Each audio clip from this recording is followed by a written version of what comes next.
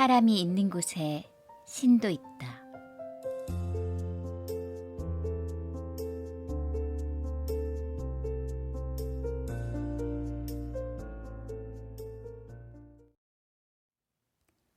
어떤 거리에 마르틴 아브제이치라는 구두장이가 살고 있었다.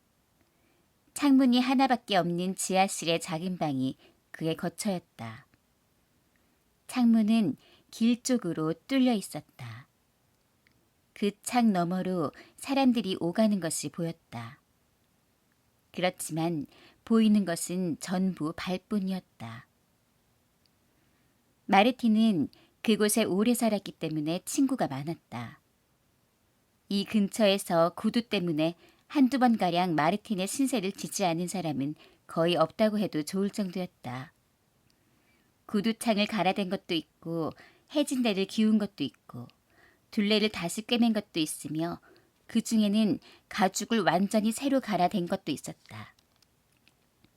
그래서 종종 창 너머로 자기가 한 일감을 볼 때가 많았다.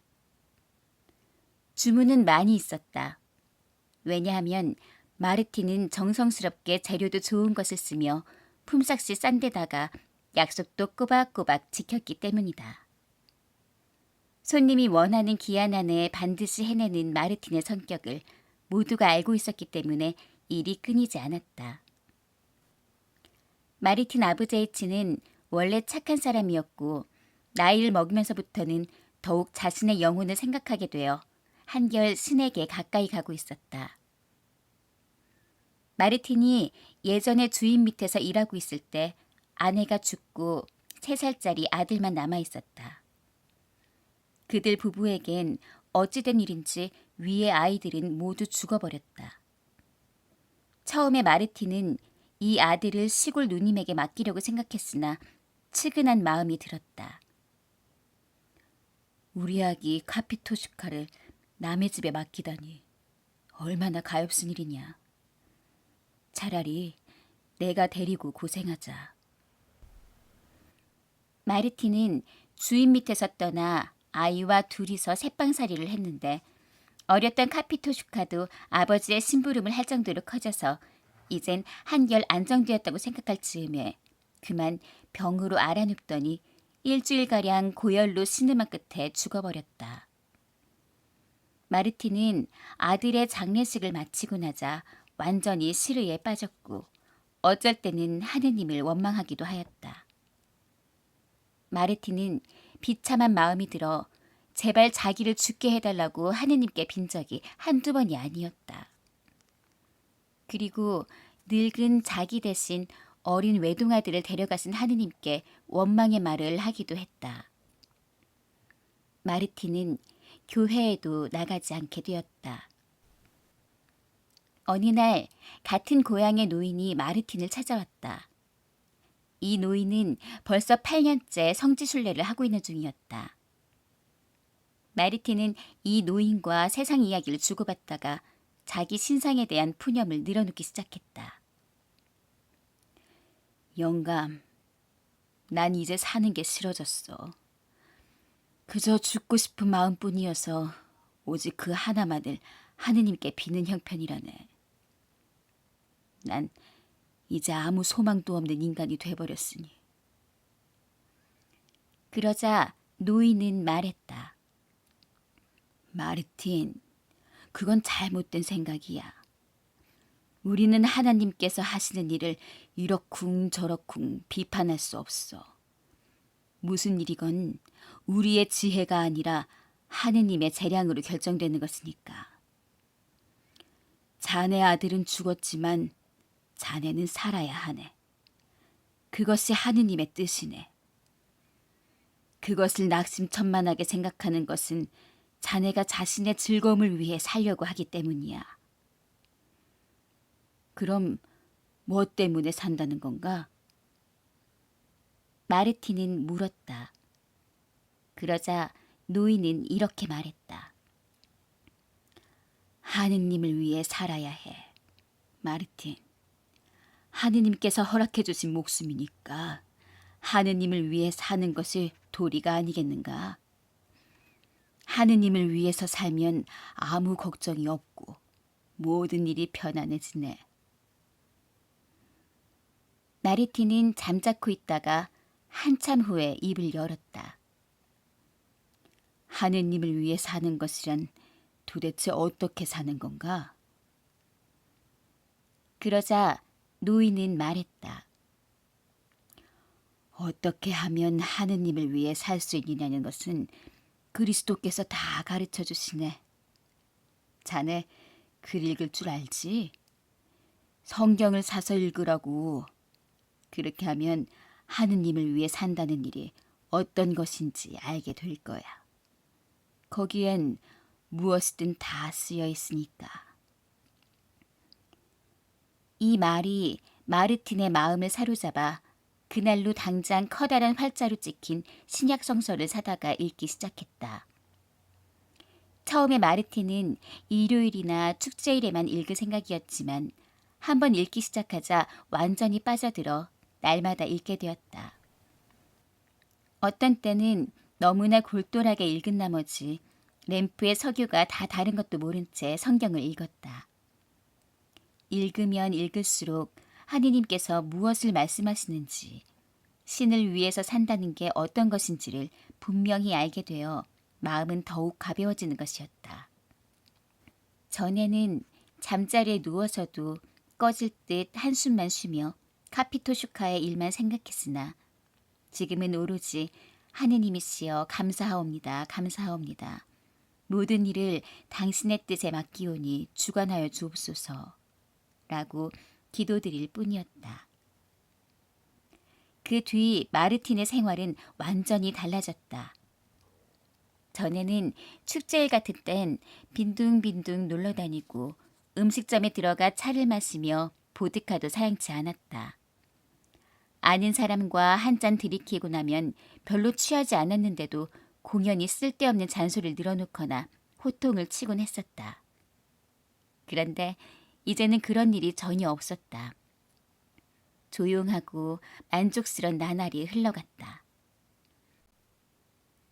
아침부터 작업을 시작하여 정한 시간만큼 일하면 램프를 걸쇠에서 벗겨 테이블 위에 놓은 다음 벽장에서 성경을 꺼내어 읽던 페이지를 펼쳐놓고 앉아서 읽기 시작하는 것이었다. 읽으면 읽을수록 그 뜻을 알게 되어 그의 마음속은 더욱 밝아지고 즐거워졌다. 여느 날과 마찬가지로 마르틴은 그날 밤도 늦게까지 책을 읽고 있었다. 마침 누가의 복음서 제6장을 읽었는데 다음과 같은 구절을 읽었다. 누가 뺨을 치거든 다른 뺨마저 돌려대주고 누가 겉옷을 빼앗거든 속옷마저 내어주어라. 달라는 사람에게는 주고 빼앗는 사람에게는 되받으려고 하지 말라. 너희는 남에게서 바라는 대로 남에게 해주어라.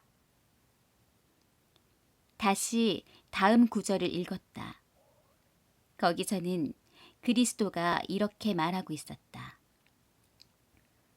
너희는 나에게 주님 주님 하면서 어찌하여 내 말은 실행하지 않느냐. 나에게 와서 내 말을 듣고 실행하는 사람이 어떤 사람인지 가르쳐 주겠다. 그 사람은 땅을 깊이 파고 반석 위에 기초를 놓고 집을 짓는 사람과 같다. 홍수가 나서 큰 물이 집으로 들이치더라도 그 집은 튼튼하게 지었기 때문에 조금도 흔들리지 않는다. 그러나 내 말을 듣고서 실행하지 않는 사람은 기초 없이 맨 땅에 집을 지은 사람과 같다.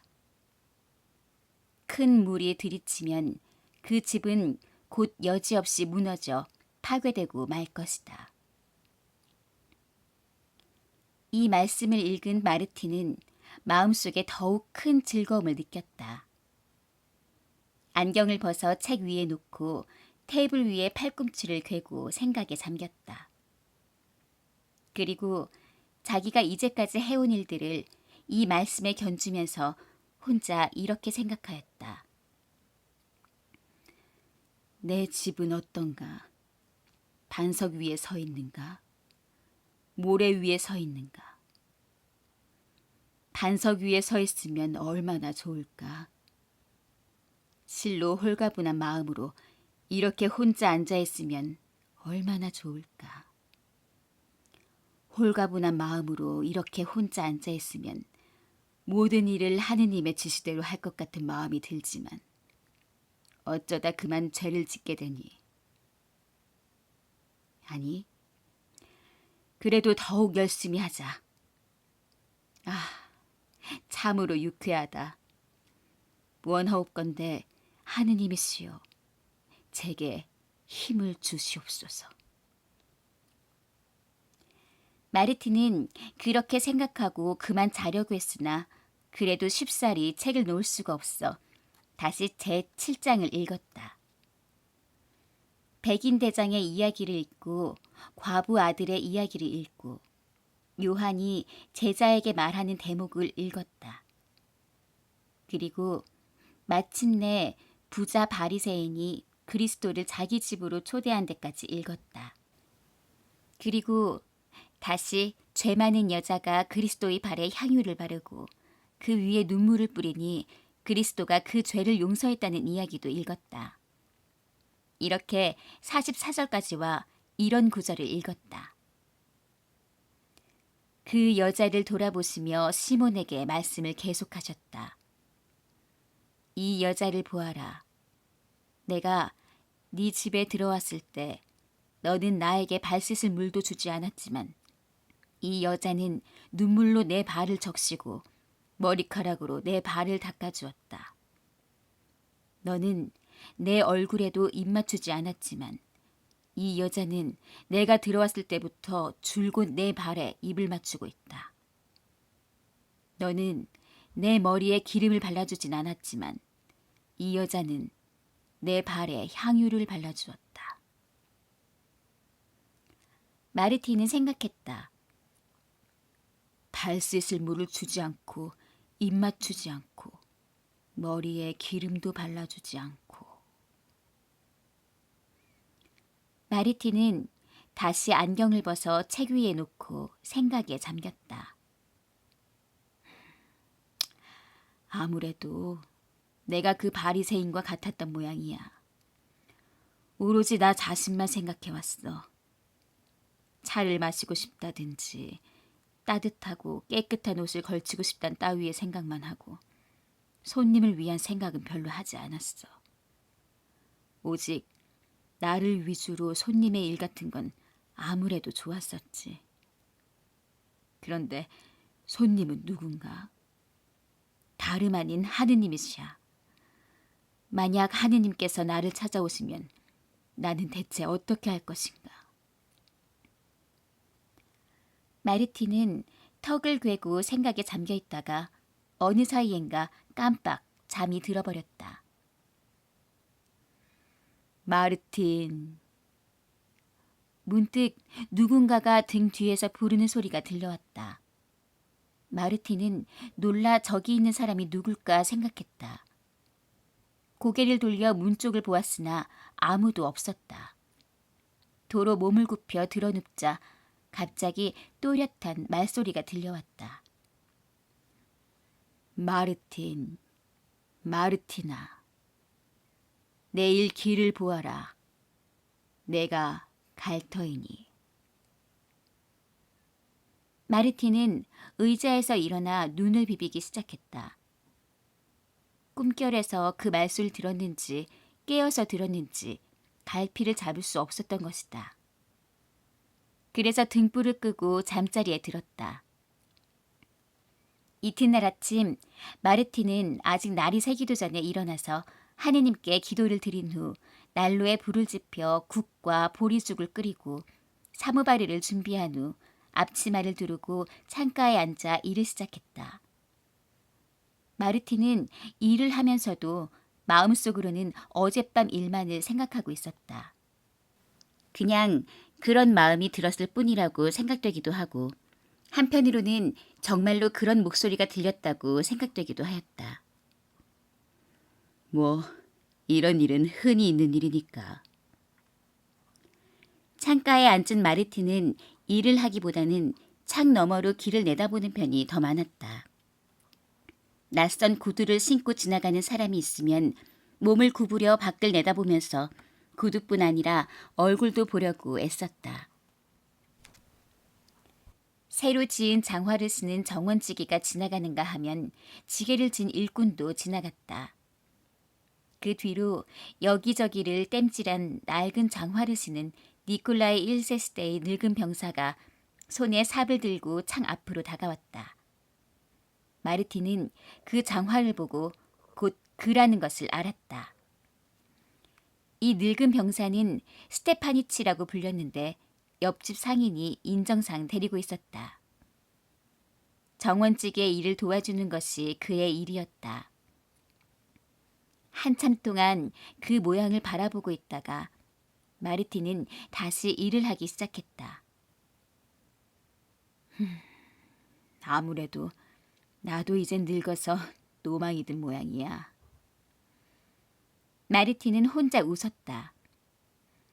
스테파니치가 눈을 치고 있는데 나는 그리스도가 내게 오신 게 아닌가 하고 생각하니 말이야. 난 아주 정신이 나갔어.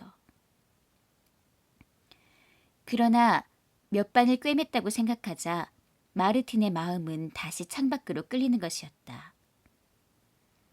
창 너머로 바라보니 스테파니치는 삽을 벽에 기대놓고 볕을 쬐는 것 같기도 하고 쉬는 것 같기도 한 모양을 하고 있었다.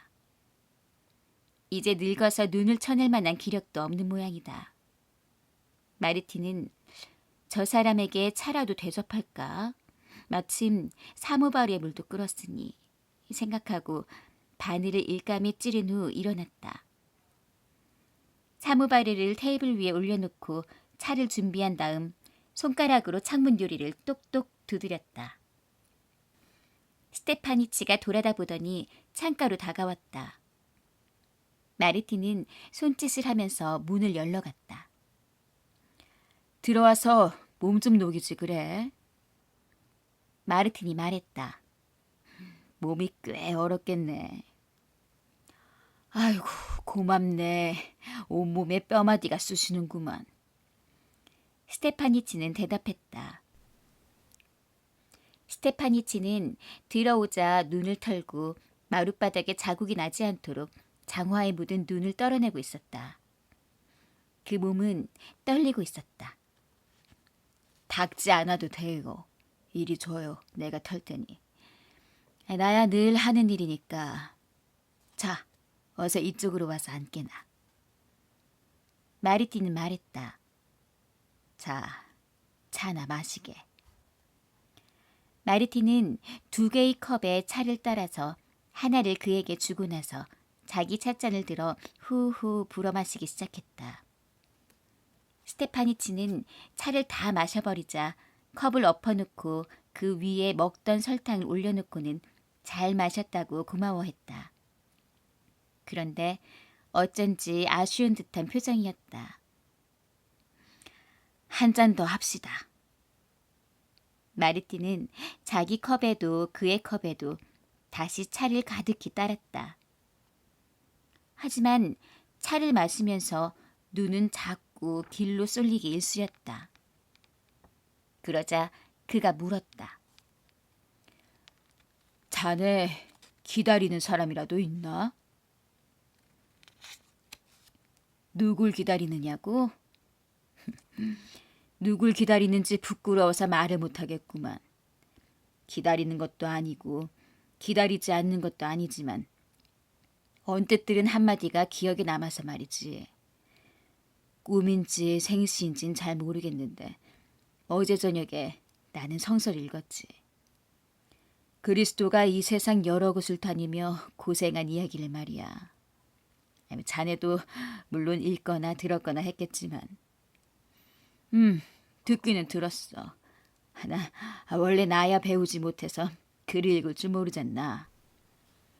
그런데 거기서 나는 그리스도가 이 세상을 두루 다니신 이야기를 읽었지. 그리스도가 말이야. 잘 들어봐. 바리새인에게 오셨는데 바리새인이 변변히 대접도 하지 않은 대목을 읽었거든. 헌데 나는 어쩌냐게 그 구절을 생각하지 않을 수 없었어. 그리스도를 대접하지 않다니 될 말인가? 그렇지만 혹시 만에 하나라도 내게 든지 또 다른 누구에게 오신 일이 있다면 어떤 대접을 했을지 알게 뭐야. 하지만 그 바리새인은 대접다운 대접을 하지 않았어. 이런 일을 생각하는 동안에 나는 가물가물 잠이 들었지. 그렇게 졸고 있는데 나를 부르는 소리가 들리지 않겠나? 일어나 귀를 기울이니 분명히 누군가가 조그만 목소리로 기다려라, 내일 갈 테니 하지 않겠나? 그것도 2번이나 되풀이해서 말이야. 그래, 그 말이 생생하게 되살아나서 아무리 자신을 타일러도 그리스도의 방문이 기다려지네 그랴. 스테파니치는 고개를 갸우뚱거릴 뿐 아무 말 않고 컵에 남은 차를 마저 마시고 잔을 놓았다. 마르티는 다시 그 컵에 가득 차를 따랐다. 자, 기운나게 한 잔 더 마시게나. 내가 생각하건대 그리스도도 이 세상을 두루 돌아다니셨을 때는 이런 사람 저런 사람 가리지 않고 신분이 낮은 사람들을 오히려 더 보살펴 주셨을 것이 틀림없어. 언제나 가난한 사람들을 상대하시고 제자도 우리네 같은 사람, 우리네와 같은 죄 많은 기술자 가운데에서 취하셨지. 마음이 교만한 자는 오히려 아래로 떨어지며 마음이 가난한 자는 오히려 위로 올라간다고 말씀하셨어. 너희들은 나를 주님이시여 하고 부르지만 나는 너희들의 발을 씻어주겠다. 우두머리가 되고 싶은 자는 모든 사람의 하인이 되라고도 말씀하셨네. 또한 마음이 가난하고 겸손하며 인정이 있는 자는 행복할지니 라고도 말씀하시고 계시네. 스테파니치는 차 마시는 것도 잊었다. 가만히 앉아 듣고 있는 그의 볼엔 눈물이 흐르고 있었다. 한 잔 더 들고 가게나.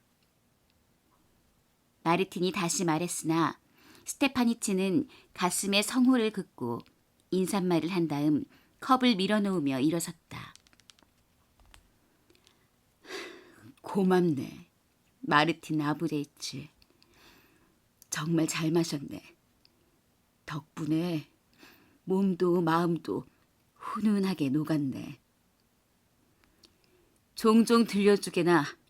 나는 손님이 찾아오는 걸 좋아하니까.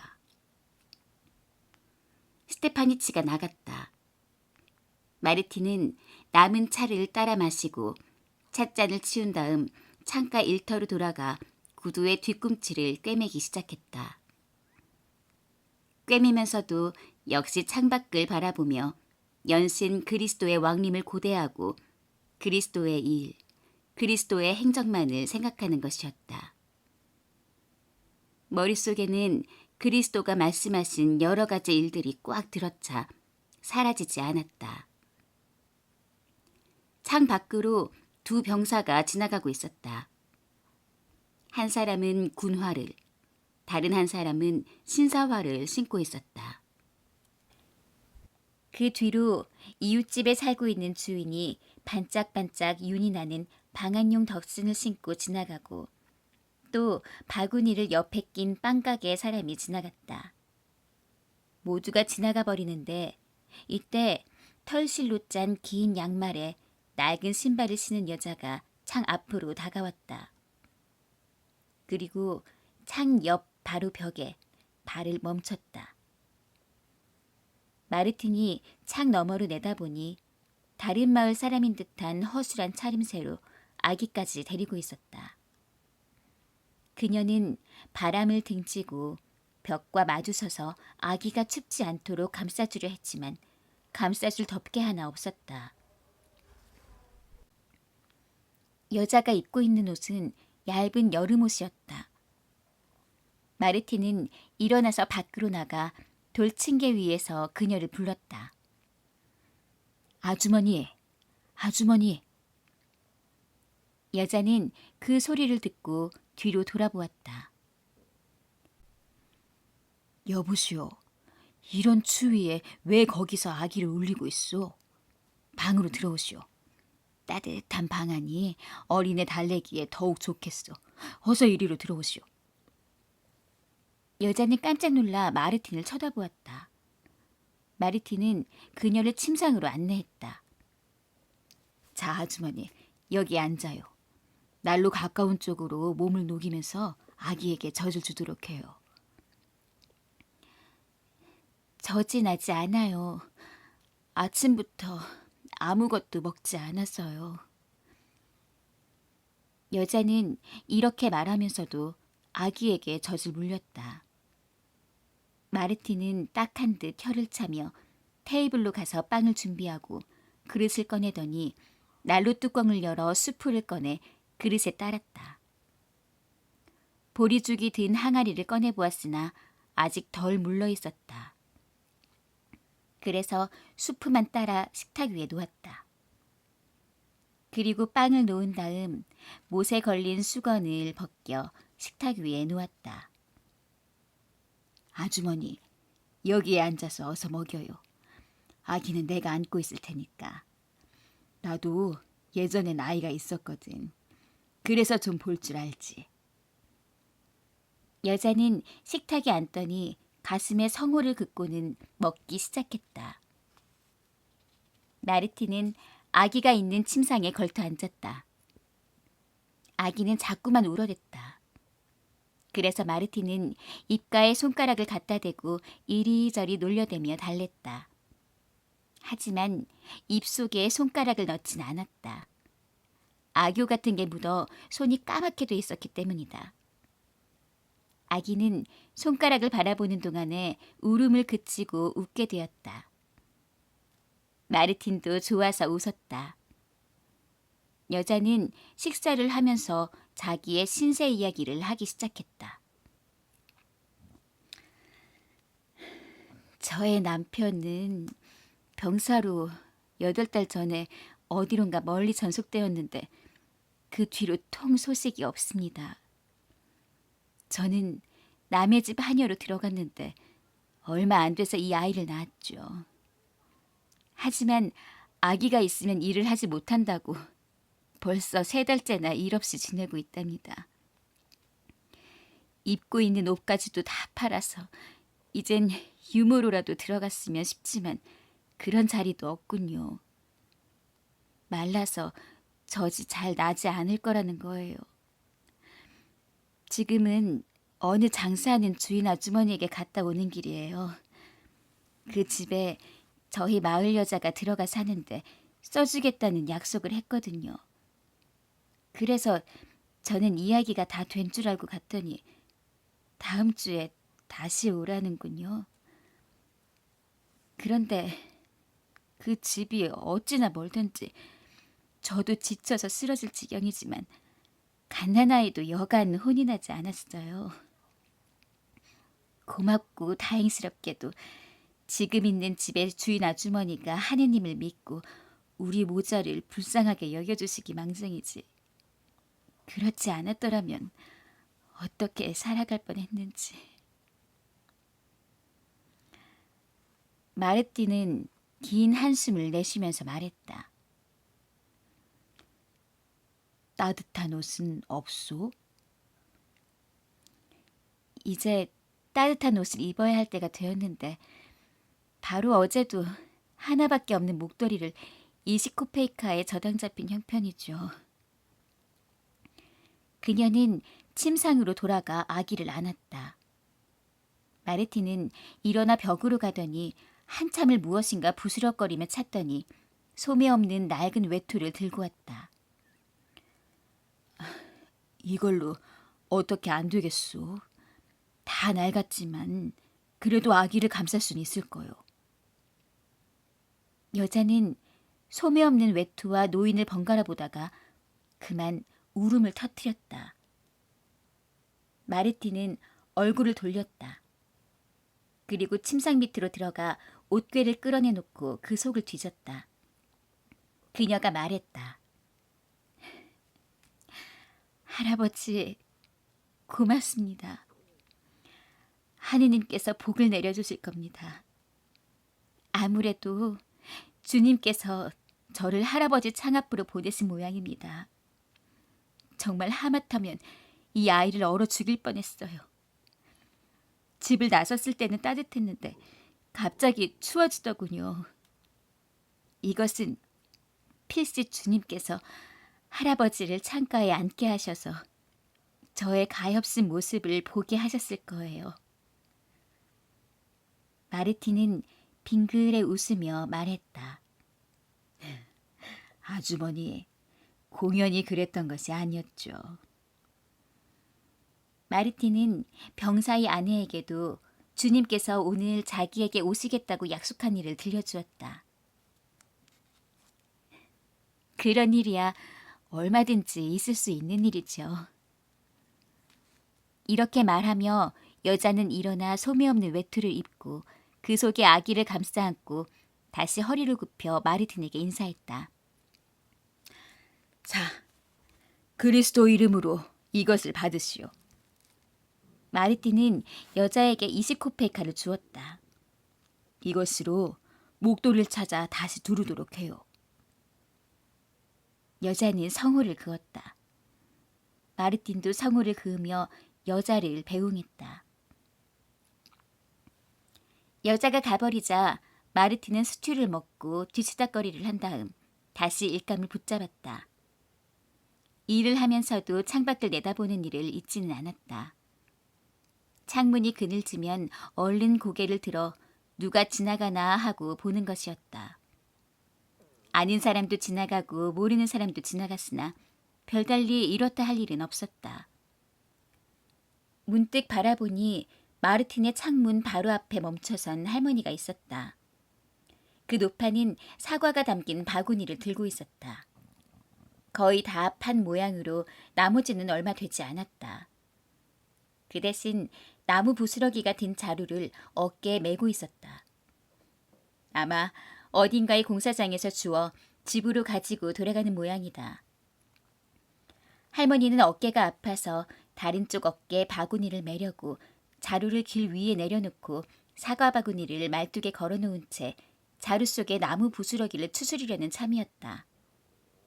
그런데 자루를 들어올리려는 순간 어디서 나타났는지 찢어진 모자를 쓴 사내아이가 불쑥 튀어나와 바구니에서 사과 한 개를 훔쳐가지고 그대로 내빼려고 했다.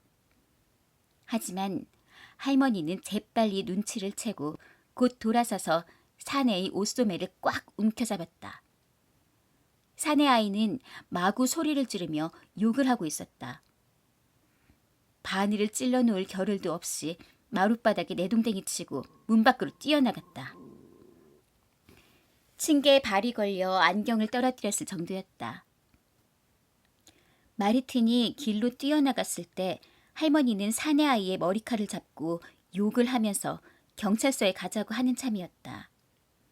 사내아이는 죽을 힘을 다하여 발버둥치면서 소리쳤다. 난 훔치지 않았어요. 왜 때려요? 이거 나요. 사내아이의 손을 잡고 마르틴이 말렸다. 할머님, 놓아주십시오. 그리스도의 이름으로 용서해 주십시오. 놓아주긴 하겠지만 앞으로 다신 이런 짓 못하게 경찰서에 끌고 가서 혼 좀 내야지. 마르틴은 할머니를 달랬다. 그만 놓아주시구려. 다신 그러진 않겠죠. 그리스도 이름으로 놓아주십시오. 할머니는 손을 놓았다. 사내아이가 도망치려 하는 것을 마르틴이 얼른 붙잡아다 세우며 말했다. 할머니께 잘못했다고 빌어라. 이제 다시 나쁜 짓을 해선 안 돼. 네가 사과 꺼내는 걸 나는 다 보았으니까. 사내아이는 훌쩍훌쩍 울면서 빌었다. 이제 됐다. 자, 이 사과 가지고 가거라. 마르틴은 바구니에서 사과 하나를 집어 사내아이에게 주었다. 할머니, 값은 내가 치르죠. 공연한 짓을 해서 아이들의 버릇을 그르치지 말아요. 저런 애들은 한 일주일쯤 혼을 내줘야 하는데. 아니에요, 할머니. 그거야 물론 우리네들의 생각이지만 주님의 뜻은 그게 아니거든요. 사과 하나 때문에 이 아이를 때려야 한다면 죄 많은 우리는 도대체 어떤 벌을 받아야 하나요? 노파는 잠자코 아무 대답이 없다. 마르틴은 할머니에게 주인은 마름이 진 빚을 용서하였지만 그 마름은 자기에게 빚을 진 사나이를 괴롭혔다는 이야기를 들려주었다. 할머니는 가만히 듣고 있었다. 사내 아이도 거기 서서 듣고 있었다. 주님께서는 죄를 용서하라고 말씀하셨죠. 그렇지 않으면 우리도 죄를 용서받을 수 없지 않겠소? 어떤 사람이라도 용서해 주어야 하거늘 하물며 철없는 어린아이는 더욱 그렇죠. 마르틴은 열심히 말했다. 할머니는 고개를 끄덕이며 긴 한숨을 내쉬었다.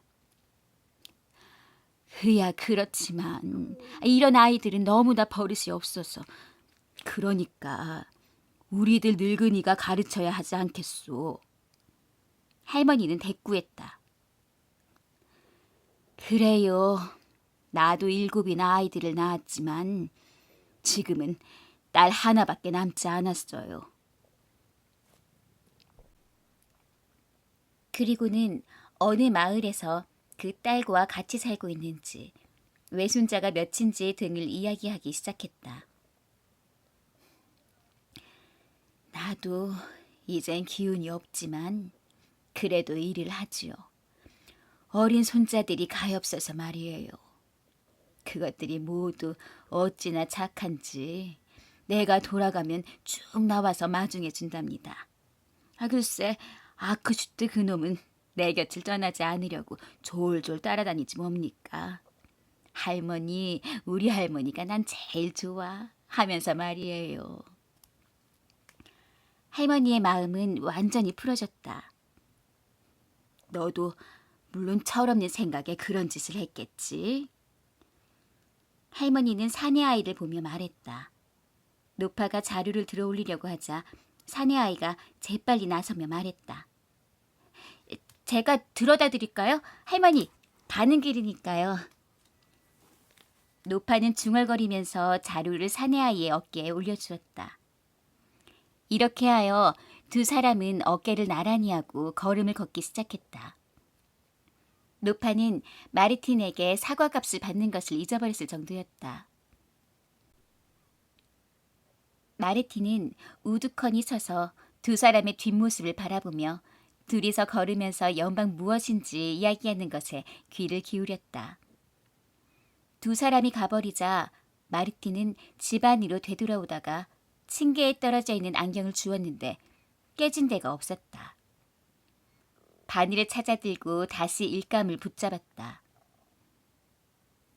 일을 하는 사이에 어느덧 날이 저물어 바늘구멍이 잘 보이지 않게 되었다.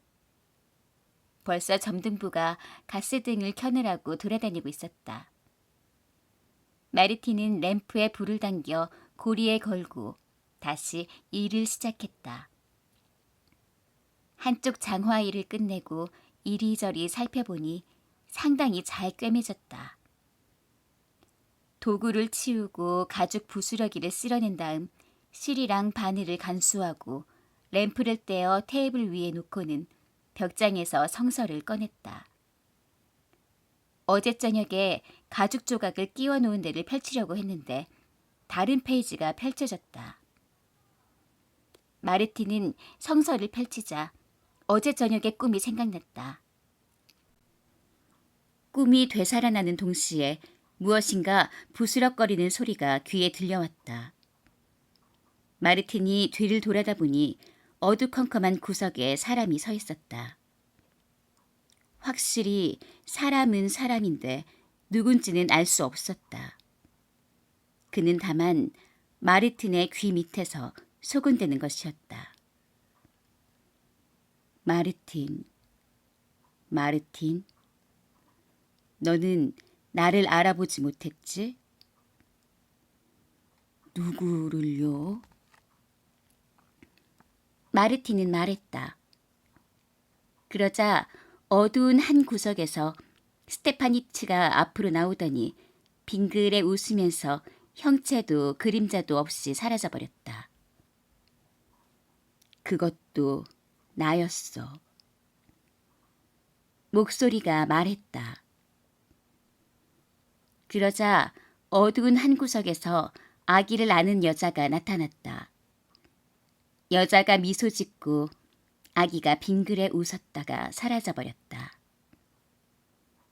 그것도 나였어. 목소리가 말했다. 그러자 할머니와 사과를 가진 사내아이가 나와서 둘이 같이 빙그레 웃으면서 마찬가지로 사라져버렸다. 마르틴은 몹시 즐거워졌다.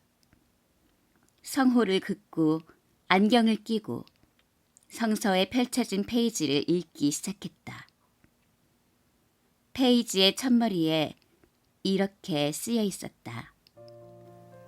너희는 내가 굶주렸을 때 먹을 것을 주었고 목말랐을 때 마실 것을 주었으며 나그네가 되었을 때 따뜻하게 맞이하였다. 또 헐벗었을 때 입을 것을 주었으며 그리고 같은 페이지 아래쪽에는 또한 이렇게 쓰여 있었다. 분명히 말한다. 너희가 여기 있는 형제 중에 가장 보잘것없는 사람 하나에게 해준 것이 바로 나에게 해준 것이다. 마르틴은 깨달았다. 꿈은 헛되지 않아 이날 어김없이 그리스도가 마르틴에게로 왔고 마르틴은 그를 대접했다는 것을.